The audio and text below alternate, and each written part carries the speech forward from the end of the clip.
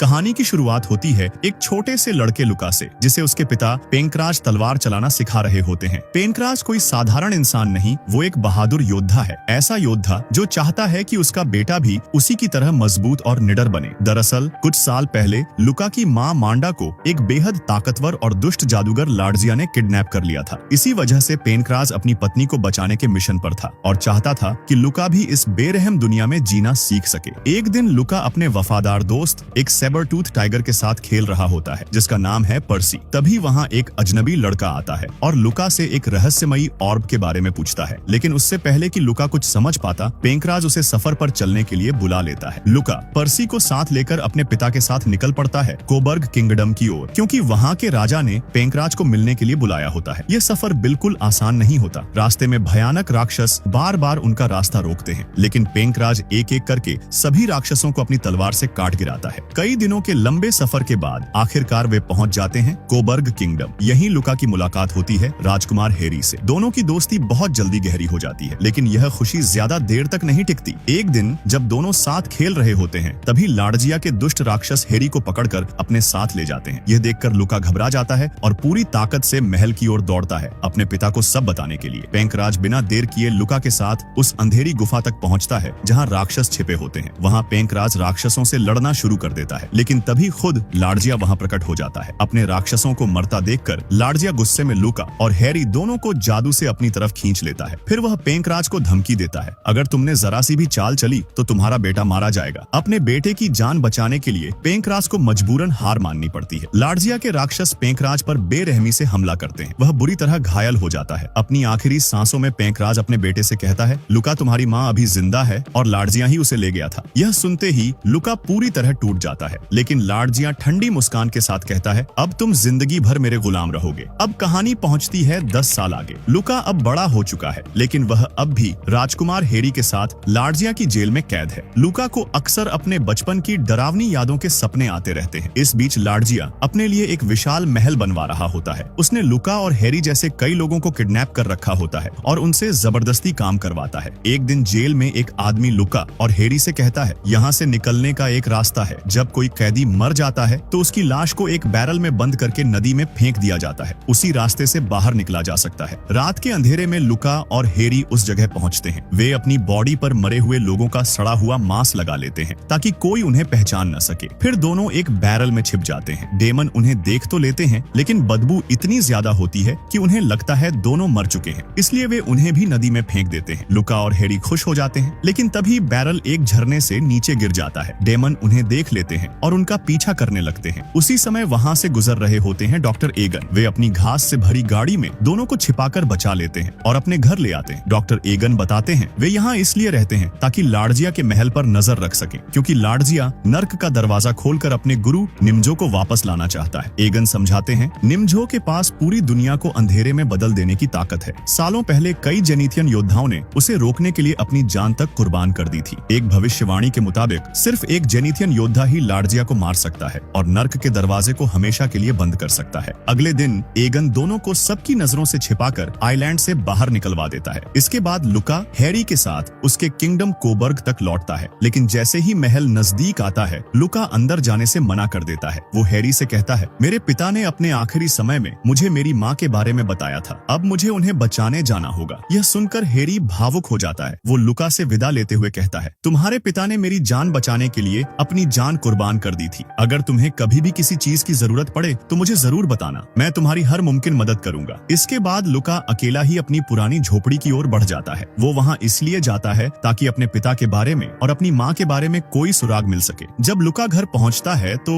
गलती से उससे उसके पिता का एक गुप्त कमरा खुल जाता है। उस कमरे में पेंकराज की सालों की रिसर्च और कई रहस्यमयी चीजें रखी होती हैं। उन्हीं सामानों के बीच लुका को अपने पिता की एक डायरी मिलती है। जब लुका उस डायरी को पढ़ता है तो एक चौंकाने वाला सच सामने आता है। उसे पता चलता है कि उसकी माँ मांडा भी एक जेनेथियन योद्धा थी। इसी वजह से लार्जिया उसे पकड़कर अपने साथ ले गया था, क्योंकि नर्क के द्वार को खोलने के लिए एक जेनेथियन मंत्र की जरूरत होती है और वह मंत्र सिर्फ मांडा को ही आता था। डायरी में आगे लिखा होता है, मांडा ने खुद को एक शक्तिशाली शील्ड के अंदर कैद कर लिया था ताकि लार्जिया उससे मंत्र न जान सके। इसका मतलब साफ था, मांडा अभी भी जिंदा है। डायरी में पेंकराज ने यह भी लिखा होता है, मैं लार्जिया को हराने के लिए जेनेथियन तलवार और उस बहादुर योद्धा की तलाश कर रहा हूँ जो उस तलवार की मदद से लार्जिया को मारकर नर्क के द्वार को हमेशा के लिए बंद कर सके। और पेंक्राज को पूरा यकीन था कि वह योद्धा कोई और नहीं बल्कि लुका ही है, क्योंकि लुका की आंखों का रंग पीला था जो जनेथियन लोगों की सबसे बड़ी निशानी मानी जाती है। तभी पेंक्राज का पुराना दोस्त सेंचो वहाँ आ जाता है। वह लुका की आंखें देखकर तुरंत उसे पहचान लेता है। लुका को जिंदा देखकर सेंचो बेहद खुश हो जाता है। वह लुका को खाना खिलाता है और उससे कहता है, तुम्हें ही अपनी माँ को बचाना होगा। इसके लिए तुम्हें जनेथियन तलवार हासिल करनी पड़ेगी क्योंकि तुम ही सच्चे जनेथियन हीरो हो। लेकिन लुका को इस बात पर भरोसा नहीं होता। वह सेंचो से कहता है, ये सब सिर्फ कहानियां हैं। सेंचो गंभीर होकर जवाब देता है, नहीं, ये सब सच है। तुम्हारे पिता ने खुद मुझे बताया था कि सिर्फ सच्चा जनेथियन योद्धा ही उस जनेथियन तलवार को म्यान से बाहर निकाल सकता है। लुका पूछता है, वो तलवार अभी कहाँ है? सेंचो जवाब देता है, वो तलवार मोस्टरो राज्य के राजा रोड्रिगो के पास है। यह सुनते ही लुका फैसला कर लेता है। वह अपने पिता की तलवार उठाता है और रास्ते में राक्षसों को मारता हुआ मोस्टरो राज्य की ओर निकल पड़ता है। इसी सफर के दौरान लुका की ताकत बढ़ने लगती है। वह राक्षसों से लड़ते लड़ते अपने हाथों से बवंडर बनाना भी सीख जाता है। तभी लुका को एक नीले रंग का जीव दिखाई देता है जो लार्जिया के महल से ही उसका पीछा कर रहा होता है। शुरू में लुका सतर्क रहता है, लेकिन जब उसे यकीन हो जाता है कि उस जीव से कोई खतरा नहीं है तो वह उसे अपना दोस्त बना लेता है। लुका उसका नाम ग्रूट रखता है। अब लुका और ग्रूट साथ मिलकर आगे का सफर तय करते हैं। रात के समय जब वे आराम करने के लिए एक गुफा के पास रुकते हैं तो अचानक एक सेबर टूथ टाइगर उन पर हमला कर देता है। लेकिन कुछ ही पलों में लुका समझ जाता है वह और कोई नहीं बल्कि उसका बचपन का दोस्त पर्सी है। दोनों एक दूसरे को पहचान कर बहुत खुश हो जाते हैं। इसके बाद लुका, ग्रूट और पर्सी तीनों मिलकर मोस्ट्रो किंगडम पहुंचते हैं। लेकिन वहां का हाल बहुत बुरा होता है। हर तरफ तबाही मची होती है क्योंकि वहां रोजाना ब्योर्न नाम का एक भयानक राक्षस आतंक मचाया करता था। इसी वजह से राजा रोड्रिगो ने ऐलान कर दिया था, जो कोई भी ब्योर्न ड्रैगन से हमारे किंगडम को बचाएगा मैं उसकी शादी अपनी बेटी से करवा दूंगा। लुका महल में जाकर राजा रोड्रिगो से मिलता है। राजा लुका की पीली आंखें देखकर ही समझ जाते हैं कि वह एक जनेथियन योद्धा है। उन्हें पूरा विश्वास हो जाता है कि वही जनेथियन तलवार को म्यान से बाहर निकाल सकता है। राजा लुका को उस कमरे में ले जाते हैं जहां वह तलवार रखी होती है, लेकिन वहां पहुंचकर वे देखते हैं पूरा कमरा टूटा पड़ा है। तभी उन्हें समझ आ जाता है कि ब्योर्न उस जनेथियन तलवार को चुराकर अपने साथ ले गया है। यह जानकर राजा रोड्रिगो बहुत दुखी हो जाते हैं। लुका पूरी तरह उलझ चुका होता है। उसे खुद समझ नहीं आ रहा था कि वो ब्योर्न जैसे भयानक राक्षस को कैसे हरा पाएगा। उसे पूरा यकीन था कि वो ब्योर्न के सामने टिक भी नहीं पाएगा। लेकिन तभी राजकुमारी नेरा खुद उसके पास आती है। वो लुका से कहती है कि वह उससे शादी करने के लिए तैयार है। यह सुनकर लुका बेहद खुश हो जाता है क्योंकि सच तो यह था कि लुका नेरा को पसंद करता था। यही वजह होती है कि लुका अपने दोस्तों के साथ ब्योर्न को मारने के लिए निकल पड़ता है, लेकिन ब्योर्न उस पर जबरदस्त हमला कर देता है। लुका बुरी तरह घायल हो जाता है और मुश्किल से अपनी जान बचाकर वापस लौटता है। वह सीधे एक बार में जाता है और लोगों से खुद को ठीक करने के लिए दवाइयों की गुहार लगाने लगता है। तभी वहाँ एक जवान लड़की आती है। वह अपने मैजिकल सीरम की मदद से लुका को दोबारा ठीक कर देती है। जब लुका उस लड़की को ध्यान से देखता है तो चौंक जाता है क्योंकि वह और कोई नहीं बल्कि उसकी बचपन की दोस्त बियांका होती है। बियांका को देखकर लुका बेहद खुश हो जाता है। बियांका भी ब्योर्न को मारने के लिए लुका के साथ चलने का फैसला करती है, लेकिन लुका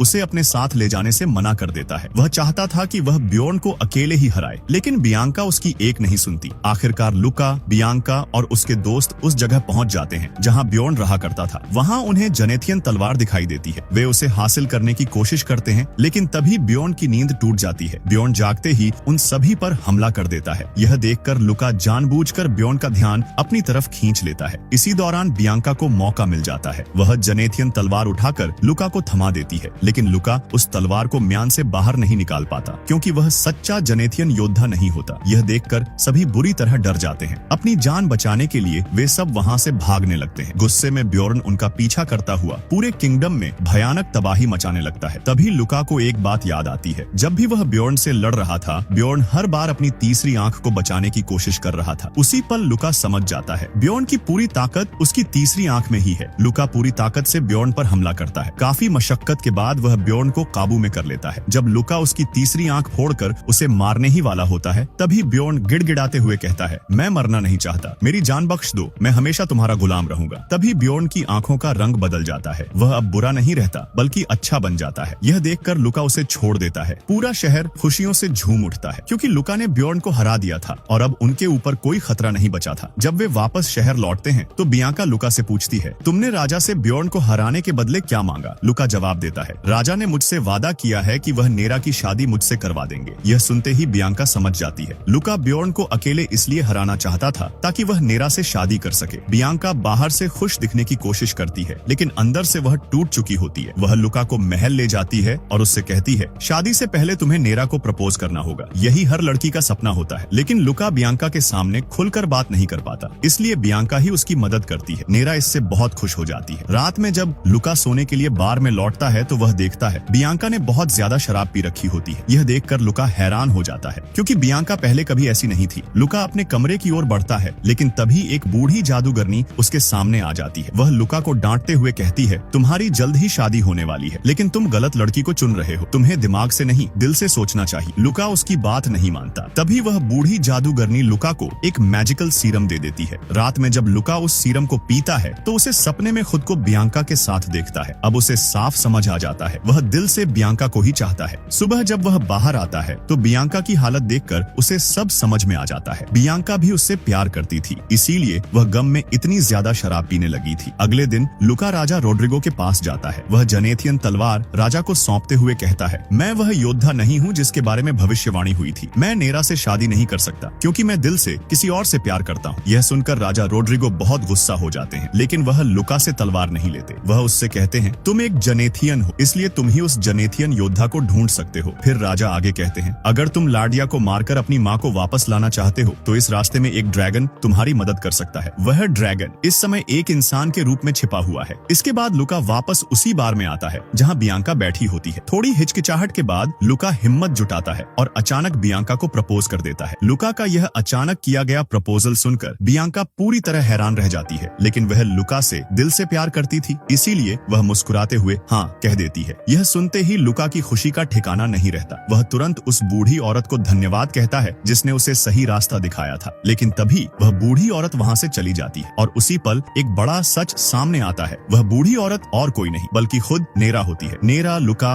और बियांका की दोस्ती देखकर यह समझ चुकी थी कि ये दोनों एक दूसरे से सच्चा प्यार करते हैं, इसीलिए उसने लुका को अपने दिल की आवाज सुनने का एहसास दिलाया था। इसके बाद लुका और बियांका शादी कर लेते हैं। कुछ ही समय में उनके घर एक बेटे का जन्म होता है। वे उसका नाम रखते हैं एलुस। एलुस भी एक जनेथियन होता है क्योंकि उसकी आंखें बिल्कुल लुका की तरह पीली होती हैं। एक दिन लुका बियांका से कहता है यह तलवार लगातार कांप रही है, शायद अब समय आ गया है कि मैं उस सच्चे जनेथियन योद्धा को ढूंढने निकलूं। लेकिन इससे पहले कि वह कुछ कर पाता अचानक लार्जिया के डेमन उन पर हमला कर देते हैं। लुका, बियांका और एलुस एक गुप्त रास्ते से वहां से भागने की कोशिश करते हैं लेकिन लार्जिया के सैनिक उन्हें देख लेते हैं और उन पर टूट पड़ते हैं। लुका डेमन से लड़ने लगता है। यह देखकर बियांका अपने बेटे एलुस को सेंचो के हाथों में सौंप देती है और खुद भी लुका की मदद के लिए डेमन से लड़ने लगती है। लेकिन डेमन बहुत ज्यादा होते हैं। वे बियांका पर हमला करके उसे दूर जा गिराते हैं। तभी एक डेमन लुका पर जोरदार हमला करता है और उसे धरती की गहराइयों में फेंक देता है। सबको लगता है कि लुका मर चुका है लेकिन सच ये होता है कि लुका एक पत्थर पकड़कर किसी तरह खुद को बचा लेता है। इसी बीच लार्जिया खुद वहां आ जाता है और बियांका को पकड़ लेता है। वहीं लुका भी बहुत मुश्किल से खाई से बाहर निकल आता है। जब वह बियांका को लार्जिया के साथ देखता है तो गुस्से में लार्जिया पर हमला करने दौड़ता है लेकिन लार्जिया अपनी ताकत से लुका को पकड़ लेता है और उसे पत्थर की मूर्ति में तब्दील कर देता है। लार्जिया इससे बेहद खुश होता है। फिर वह बियांका को अपने महल में ले जाता है। महल में लार्जिया बियांका से कहता है तुम भी एक जनेथियन हो, लेकिन बियांका उसकी बातों पर भरोसा नहीं करती। तभी लार्जिया एक और सच बताता है तुम्हें तुम्हारे परिवार ने गोद लिया था, उन्होंने तुम्हारी आंखों पर जादू कर दिया था ताकि किसी को पता न चले कि तुम एक जनेथियन हो। इसके बाद लार्जिया बियांका को लुका की माँ मांडा के पास ले जाता है। मांडा खुद को एक शक्तिशाली शील्ड में कैद किए हुए होती है ताकि लार्जिया उससे जनेथियन मंत्र न जान सके। लार्जिया बियांका से कहता है तुम्हें मांडा से बात करनी होगी और जनेथियन मंत्र जानना होगा, तब मैं तुम्हें आजाद कर दूं, क्योंकि सिर्फ एक जनेथियन ही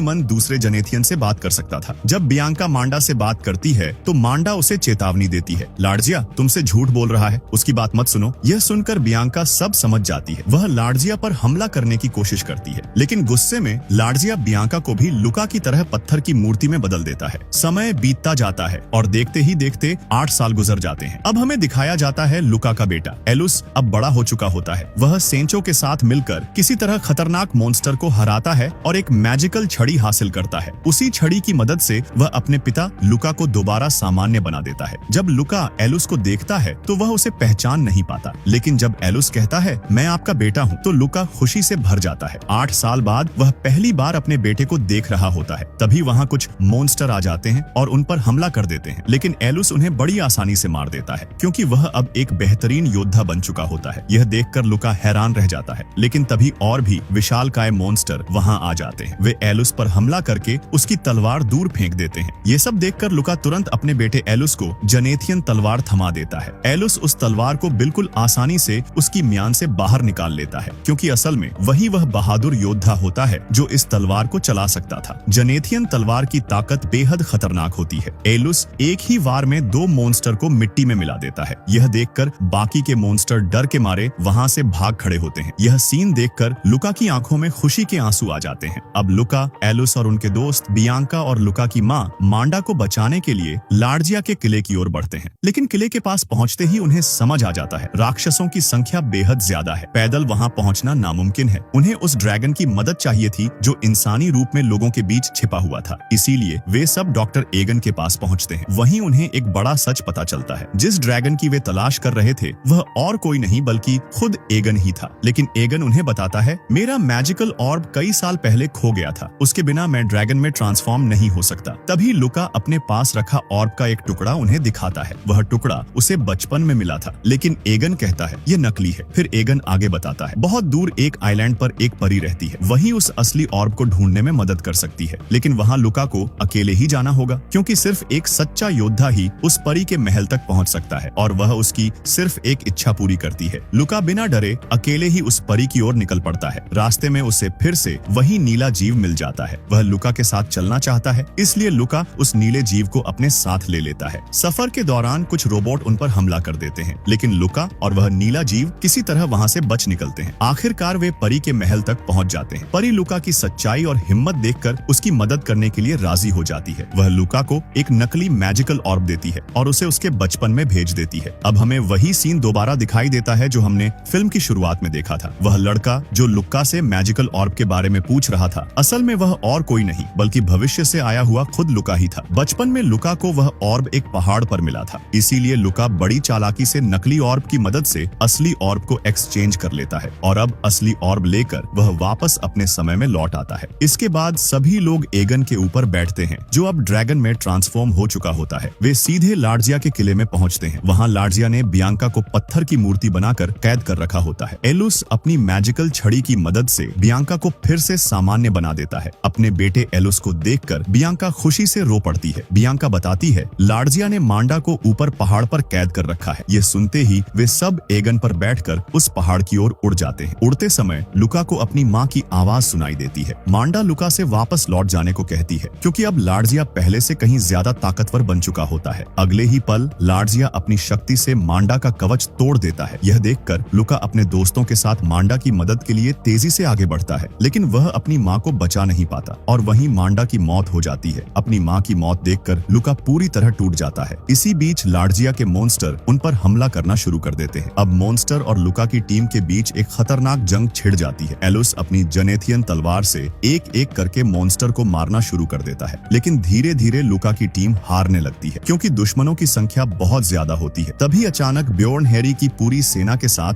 लुका की मदद के लिए वहां पहुंच जाता है क्योंकि हेरी ने वादा किया था कि वह जरूर उनकी मदद करेगा। अब लार्जिया की सेना और लुका की टीम के बीच भयानक युद्ध शुरू हो जाता है। लुका लार्जिया से आमने सामने लड़ रहा होता है। वह उसे मारने की कोशिश करता है लेकिन सफल नहीं हो पाता क्योंकि भविष्यवाणी के अनुसार लार्जिया को सिर्फ एक जनेथियन योद्धा ही मार सकता था। तभी एलुस लुका के साथ मिलकर लार्जिया पर हमला करता है। एलुस एक सच्चा जनेथियन योद्धा होता है। वह अपनी जनेथियन तलवार से लार्जिया को मार देता है। लार्जिया को गिरता देखकर लुका और एलुस बहुत खुश हो जाते हैं, लेकिन कहानी यहीं खत्म नहीं होती। लार्जिया मरते मरते मांडा की शक्ति को अपने अंदर समा लेता है और उसी ताकत से नर्क का पोर्टल खोल देता है। हालांकि इस प्रक्रिया में लार्जिया खुद भी पूरी तरह मारा जाता है। एलुस खुलते हुए पोर्टल को देखकर अपनी जनेथियन तलवार उसके अंदर फेंक देता है। धीरे धीरे पोर्टल बंद होने लगता है। यह देखकर लुका और एलुस को लगता है कि उन्होंने यह जंग जीत ली है, लेकिन तभी अचानक लुका को छोड़कर बाकी सभी लोग जमने लगते हैं। पूरा समय मानो रुक जाता है और अगले ही पल वहां निम्जो प्रकट हो जाता है। निम्जो लुका के सामने आता है और एक चौंकाने वाला सच बताता है। निम्जो लुका से कहता है, यह कोई असली दुनिया नहीं है, ये सब सिर्फ एक ग्राफिक्स गेम है। लुका यह सुनकर हैरान रह जाता है। तभी निम्जो अपनी शक्ति की मदद से लुका को सब कुछ दिखाता है, कैसे उसके आसपास की हर चीज ग्राफिक डिजाइन से बनी हुई है। पेड़, जमीन, आसमान, सब कुछ। यहीं पर एक और बड़ा खुलासा सा होता है। असल में लुका कोई योद्धा नहीं बल्कि एक सामान्य लड़का होता है जो अपनी असली जिंदगी में यह गेम खेल रहा होता है, लेकिन वह इस गेम में इतना खो चुका होता है कि उसे गेम और असली दुनिया के बीच फर्क ही समझ में नहीं आता। निम्जो लुका से कहता है, मैं इस गेम का वायरस हूँ और मेरा काम है इस गेम को पूरी तरह खत्म कर देना। लेकिन लुका यह सुनकर गुस्से में आ जाता है क्योंकि वह इस दुनिया से प्यार करने लगा था। यही उसकी दुनिया थी, यही उसकी फैमिली थी, यही उसकी जिंदगी थी। लुका निम्जो से लड़ने लगता है, लेकिन निम्जो बहुत ताकतवर होता है। वह लुका पर भारी पड़ने लगता है। लुका हारने ही वाला होता है, तभी वह नीला जीव अचानक लुका के सामने आ जाता है। वह लुका से कहता है, मैं इस गेम का एंटीवायरस हूँ। फिर वह लुका को एक तलवार देता है। अब लुका और वह नीला जीव मिलकर निम्जो पर हमला करते हैं। भीषण लड़ाई के बाद आखिरकार वे निम्जो को मार देते हैं। निम्जो के मरते ही सब कुछ फिर से नॉर्मल हो जाता है। गेम की दुनिया बच जाती है। लुका एक बार फिर अपने बेटे एलुस और बियांका से मिलता है। उन्हें देखकर लुका की आंखें खुशी से भर जाती हैं। इसके बाद हैरी और ब्योर्न लुका से विदा लेते हैं और अपने अपने रास्ते चले जाते हैं। अब लुका अपनी फैमिली के साथ वापस लौटने लगता है, लेकिन इस बार उसे सब कुछ पता होता है कि यह गेम अब खत्म हो चुका है और अब उसे असली दुनिया में लौटना होगा। लुका बियांका, एलुस और अपने दोस्तों से आखिरी बार बातें करता है। हर लम्हा यादों में कैद कर लेता है। लुका ने सिखाया कि चाहे दुनिया असली हो या नकली, अगर जज्बात सच्चे हों तो हर जंग जीती जा सकती है। अगर इस कहानी ने आपके दिल को जरा सा भी छुआ हो तो इस वीडियो को लाइक जरूर करें, अपने दोस्तों के साथ शेयर करें और ऐसी ही इमोशनल दमदार कहानियों के लिए चैनल को सब्सक्राइब करें।